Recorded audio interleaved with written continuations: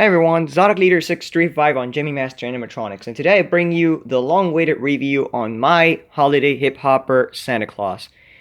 Now this, of course, Bailey has reviewed his on the channel, but here's mine. So this is basically a Canadian holiday hip-hopper. It's the exact same thing as any other, only difference is that the Canadian ones do have a sticker glued on, the original sticker that actually says something in French. Yeah, this is the original sticker, but this was glued over it, and it came off, so I had to make two stitching points at the sides to, keep it in place.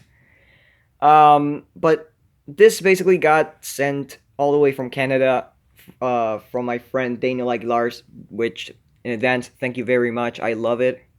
And, why did he send it to me? Well, I do like these things a lot, and I actually used to have 3 when I was little. Not this exact same one. This is one of the ones that I've never ever seen or had. But I used to have the one that had like green pants and an MP3 player, and it would sing 2 songs. And then I had the snowman that sings "Whoop There It Is," which I'm soon recovering. Believe it or not, I'm soon recovering that one. Daniel actually found one on eBay for like 16 bucks. And we were like, holy shit, it's him, oh my god. It's like, okay, I'll buy it for you. He bought it, and it got sent to Kevin's place. So as soon as I meet Kevin, that snowman's gonna be mine. Anyways, and from there, the other one that sings Ice Ice Baby. I used to have those 3 when I was little. And they were pretty cool. So the thing is that those 3 broke a long ass time ago. They would always break from the same part, which is the arms. I would forcibly move the arms, and there goes the arms. Anyways, as I've said, this one was from Daniel. It needed a few cleanings and a few adjustments. The face, it was all dirty. Right now it's 100% clean. And everything else has been a little, touched and stuff. By example, the LED you see right in there is not the original one. The original one's supposed to be a round tip LED, which is this one. But I've changed it with this one, so it's a little bit less bulky. Because it's slightly longer, actually. And it would make like a little bulk that would make the thing look like this or like that, and I hate that. Now, if you guys wonder what the hell is what's standing next to it, is basically my helping hands holding my schematic for all the things that I had to, to be aware of. By example, the battery terminals and how the batteries and the main positive, where did they come from? The stitching points, because this guy actually has stitching points that in my case I had to follow obsessively to get this thing to full perfection. By example, this, I had to remake the stitching points for this, which is the vest. There's a stitching point in the middle, in the front, and in the middle of the back for holding the shirt onto this cheap fabric. And then, of course, there's another stitching point covering the zip tie up right there. And there's 2 at each side of the shoulder that are holding not only the vest to the shirt, but also the chain. They go in between the chains. So I had to follow all of those things, and it turned out great. Plus the little stitching points that I had to make for this. I'll go ahead and actually show this a little bit more detailedly if you guys want to know. Sadly, this thing got screwed up when I cleaned it, which kind of pisses me off, but I may soon just get rid of it. Or, well, not get rid of it, but remove it and maybe glue it on the battery cover.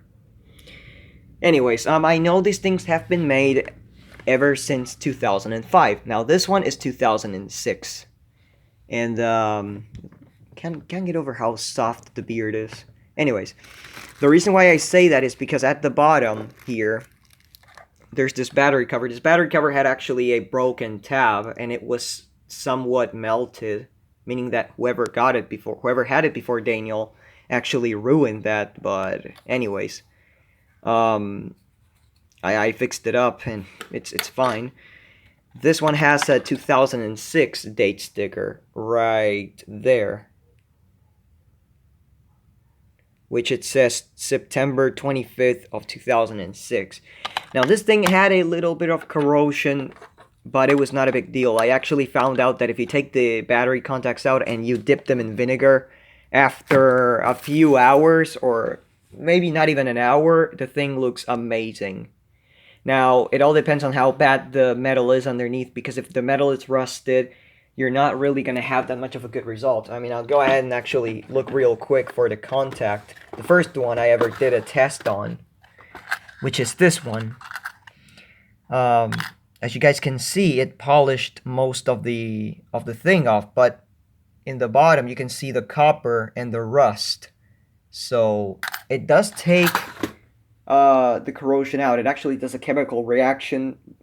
But now, I don't really recommend doing that while the thing is assembled and while the thing, because vinegar can fall somewhere, or you can even, I don't know, put a little drop of vinegar and it can go into the thing and fuck something up. You really never know. So I rather say that if somebody has to do it, it's better to first take the thing apart, take the contacts out, dip them in vinegar, then just clean them with water, dry them up, and resolder them, and that's it. Another thing that, as I said, I have a little weird-ass, a weird-ass method on these things, is that once I get done with the vinegar thing, I actually solder the springs. Like, I actually flip the contact, and you guys know there's like a little bar that's bent that holds the spring in place. I bend it the best I can down, and I actually put solder, and sometimes it goes up to the surface, which makes a much stronger bond. But that's because I hate it when the things you put the batteries in, or you flip them out and the batteries just come off. Anyways, as I've said before, this is probably one of the first versions made of the holiday hip hopper that sings a parody of Getting Jiggy With It. Funny thing about it is that I actually made a speaker mod on it, and I could hear Will Smith saying "jiggy with it," well, "getting jiggy with it," when Santa Claus says "getting jiggy with it." You guys are gonna probably notice it. I really don't know, but I did notice it. So the total of things I had to do is a bunch. I had to clean the corrosion off, clean the feed off. I changed the button because the button was kind of crappy, so I ended up changing it, and now it works absolutely fine. I lubricated all the motors, I cleaned off the belt, pulleys, and surprisingly there's no split gears, which, keep in mind, this bastard has 12 years and hasn't had a single split gear yet. It's like, hallelujah! Because it's good, I'll say that, it's pretty good. Anyways, from there, of course, as I've said, I took it completely apart, cleaned these things off, the corrosion, everything, lubricated the motors, the pulleys. I had to clean them because they had like the black residue that the belts leave, and now they have a much better grip on them. The funny thing is that this basically has the 3 elemental motors that I know about. Well, that I know about. Of course, yeah, I know a lot of other motors, but like the most known motors, and it's literally a sample of each one, because it has the big round motor that snowflake spinners use in the snowflake arm, in the and the hips, and the Homer uses in the hips as well, I think.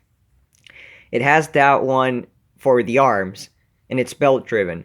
It has a belt driven motor, which is the regular motor that Son of a Bucket uses, and Homer uses for the head, which is a regular, rectangular motor. It's the most known motor in my personal case. And then you have the medium-sized round motor, which is the only one out of the 3 that actually is gear-controlled for the turning motion. And that one is literally at the bottom, here at the crotch, believe it or not. Lubricated all that crap, no split gears, so nothing had to be done about that, thankfully. And the speaker actually had a little vibration that when a speaker goes out, you can hear it sometimes, like when the coil is getting unglued, or when like the membrane is getting unglued of the side of the casing, I should say. What basically happens is that you hear it vibrating a lot. Like when it makes like the highest tones, or the most like resonant sounds, it usually makes it vibrate. This one had that issue, but it was not necessarily because it was going out. It was because in the factory, the people put a blob of hot glue to assemble it, because this comes off in 2 pieces, which is like this. It comes off in one piece and in another piece. Both pieces, of course, are attached between each other with 4 screws, and then you have 3 screws on each side, which holds each half in like to the middle gearbox.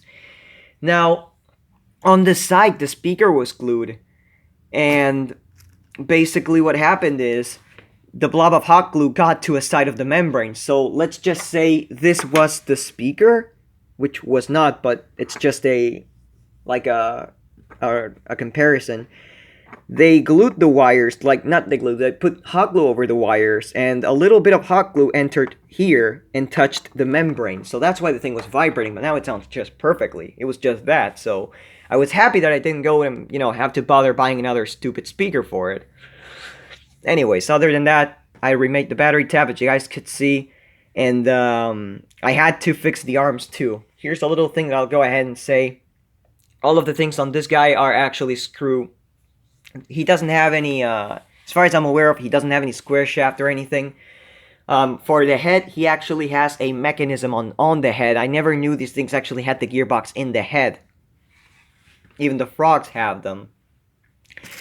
And basically it has, the gearbox is, as I've said, a regular motor that has a little belt, and it moves back and forth. Now, funny thing is that these newer Gemmy items use Hoipo motors. The brand, believe it or not, it's actually Hoipo. And I do recall some older Gemmy items using Mabuchi motors, but I'm not really sure. But I do know that newer Gemmy items use a Hoipo. It's literally Hoipo. That's the brand of the motors these things use. Anyways, as I've said, I had to fix up the arms. The arms are actually it's a pretty curious mechanism. It's the same as any other holiday hip hopper. And the, some of the frogs of the frog series, because it's basically a string controlled arm. It goes up by a mechanism, but it has two spring loaded parts, which are the shoulder and this part. And basically what happens is there's a string on the side of the casing that goes through a hole through the first section of the arm and goes attached to the tip of the arm. So when this goes up, it actually crosses the hands like this. That's why if you ever see one of these, except the hip hop zombie or the hip hop skeleton that Gemmy made that had like plastic arms and head, the other ones, if you see any that actually doesn't cross the arms, it's because it's broken. That piece, either the string holder snapped, which I'm pretty sure that might be the most common case, or something came off. But another thing about these is that when one arm doesn't move, or when both arms don't move, but you can hear the mechanism running, it actually may be two things. The most probable one is a gear, but there's another thing. As I've said before, these things have pieces that are held in by screws. There's a rectangular piece on the gearbox that makes the thing twist, and it actually just, it's fixed on with a screw. That's it. It's not a square shaft or anything. So what you do from there, the whole gearbox of the body, you just move it, you just like slide it into that. There's a slot and it just goes into it, and you just put a flathead from this side and it prevents it from sliding off. From there, each arm has a screw that goes through the arm, like through the first part of the arm. Once you take the retaining ring and you take this part off with the spring, there's a little black screw on each side. And there's like a little, it has a weird fit. It has that one fit that it's like a circle, but it's not a circle. It's like a circle that has like a D. It's like a D-shaped. Like a D letter shaped hook that it has. Some sort of like, hook that it has. Of course, that's one thing that I forgot to say. If yours doesn't move one arm, or one arm moves far more down than the other one, you may be facing this, because there's one side that is this one that actually has a stopper. That arm piece has a stopper. There's the other side that doesn't have a stopper. Now, don't make me remember which is which, because I'm actually pretty sure this is the one that has the stopper actually. Because if you were to move it like this, you should actually be able, because it actually does stop it.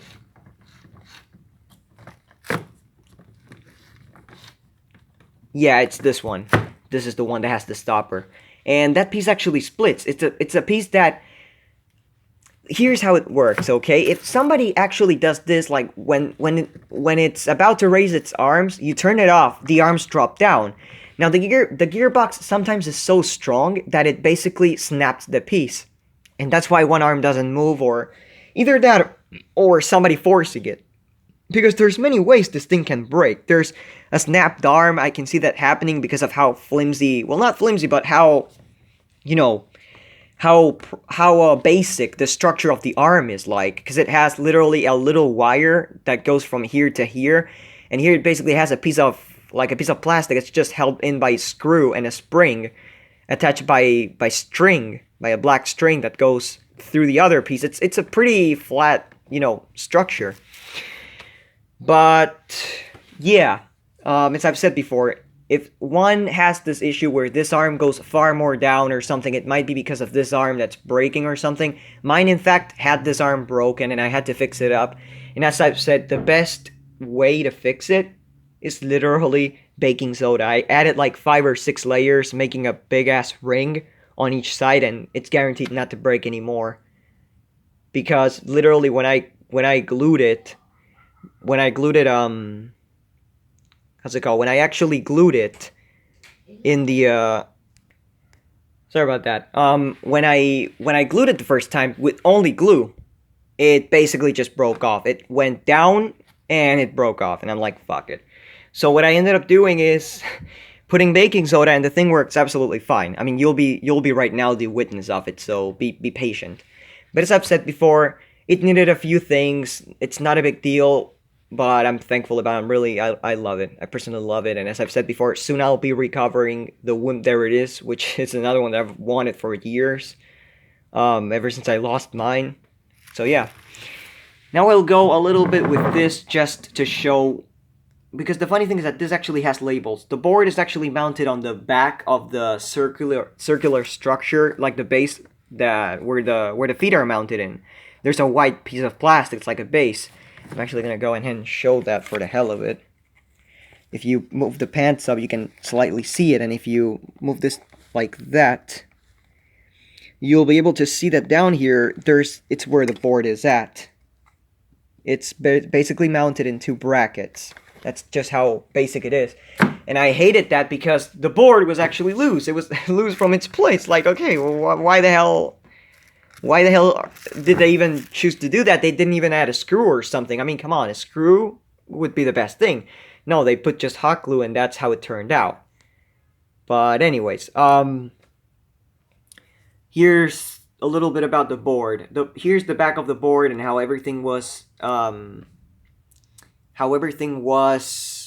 shown, or well, not shown, but like set up for the wires.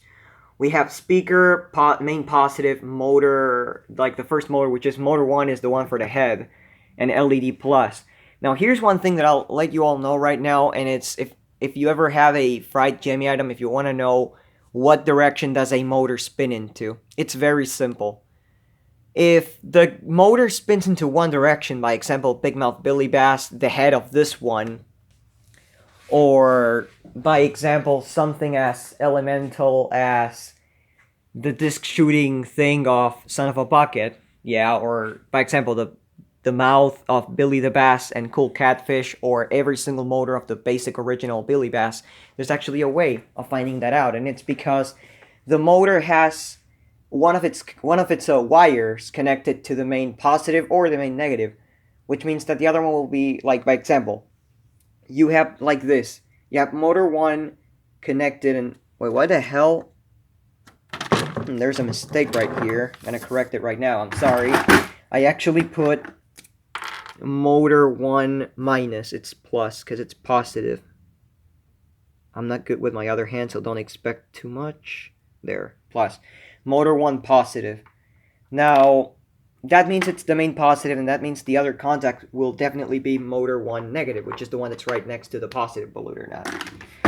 Anyways, the LED, of course, only lights up in one polarity, unless it's a bipolar LED where you can, change the color by switching polarity, which is something I've never seen Gemmy use before, so this also is, held in there. Sometimes the button is also held in there, which, actually, K2 and K1. Actually, those two are, unless it's the same trace, but K1 and K2 are the button wires. They're yellow button wires, I think. Either yellow or white. I think they were white. But anyways, it really doesn't have any relevance. As I've said before, then you have speaker minus, speaker plus, and my fucking hand is shaking. Sorry about that. LED, motor 3, motor 2, motor 1. You have all of the, of course, yes, I've said motor 2 and motor 3 are the ones that make the body turn to the side, and then you have the one that moves the arms up and down. So I guess that's practically it for now. I mean, that's everything you guys probably should know about a holiday hip hopper. It's pretty cool, and as I've said before, I don't know if there's any difference in between the 2005 and 2006 edition, but this one is 2006. So, as I've said before, it sings a parody of Getting Jiggy With It, which in fact, it's the lyrics, I actually know them by memory, and I may actually end up uploading a funny video for you know, crap and giggles of me singing along with this thing, because I actually did record a video of me singing the lyrics while this thing was working, so we'll see if that ever happens. Anyways, it's got 4 recharged batteries, I should say. So here we go.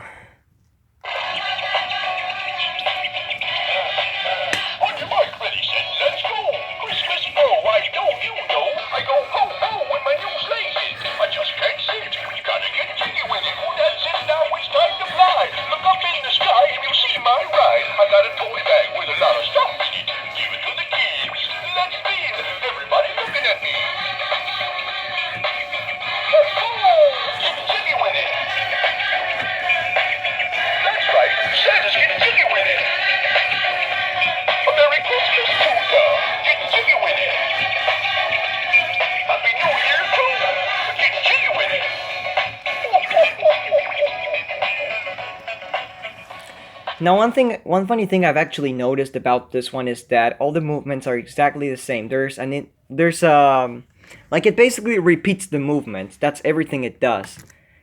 Like, once you have the speaker disconnected, all you hear is the motors moving the exact same way over and over. Because the whole thing is like this. The only movements that are not the same are when you turn it on, he only moves the head. Then he starts one side up, the other side up. Well, yeah, basically it goes one side up, down, the other side up, down, the other side up, down, the other side up, down, other side up, down. That's basically how it goes until it finishes, where he gets to this side, to the very, you know, this very edge, and it does up, down, and then out of nowhere, he just does this and keeps moving the head. That's how it basically finishes it. But anyways, as I've said, I guess that's enough things said about it, so we'll go ahead and turn it on one more time. As I've said, pay close attention to when he says getting jiggy with it, because you can actually hear Will Smith.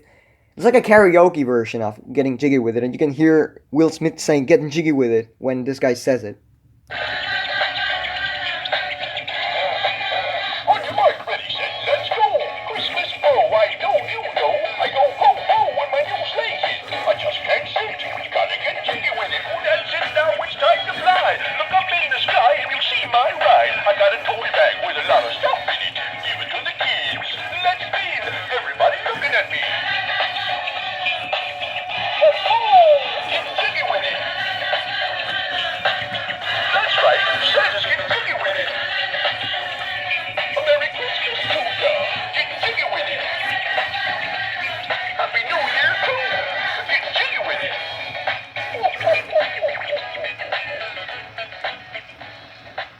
God, I love that tune. Anyways, I guess that's everything for now, so thanks everyone for watching, and the reason you may ask, why the hell is that you have a bag underneath him? Well, it's because when he turns, these sides actually do rub against the floor, and it happened to me that I had to clean the thing again because those things would get dirty out of nowhere, and I'm like, why the hell did that even happen? Turned out it was because this thing constantly turns like this, and when it turns, these things actually do touch the floor a few times. So yeah, I guess that's everything. So here's basically a little back view of it. As I said, it has the SC on it.